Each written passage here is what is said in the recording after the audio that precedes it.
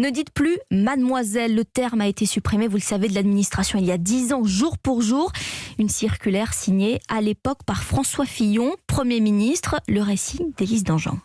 Fin septembre 2011, la campagne Mademoiselle la case en trop est lancée en France. Les militantes d'Oser le féminisme et des chaînes de garde lancent aujourd'hui une grande campagne pour que l'administration supprime de ses formulaires la case Mademoiselle. Une campagne aussi médiatique que polémique. On reproche alors aux féministes de s'attaquer à des sujets secondaires et surtout de s'attaquer à la langue française.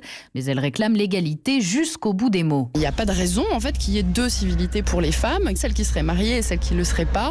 Notre campagne vise à supprimer en fait complètement cette appellation qui est sexiste puisque ça ne concerne que les femmes et que mademoiselle ça veut dire pucelle. À l'époque, Julie Muret pilotait la campagne pour oser le féminisme et 10 ans après, elle dresse un bilan très positif. Ça a été relativement suivi, pas immédiatement, mais dans les mois, dans l'année, la SNCF s'y était mis pour la réservation de billets et petit à petit, c'est plus devenu un sujet. Aujourd'hui, quelques secteurs résistent, les banques et les notaires par exemple, mais la règle est globalement entrée dans les mœurs et a même dépassé le simple cadre des formulaires administratifs. Élise Dangean.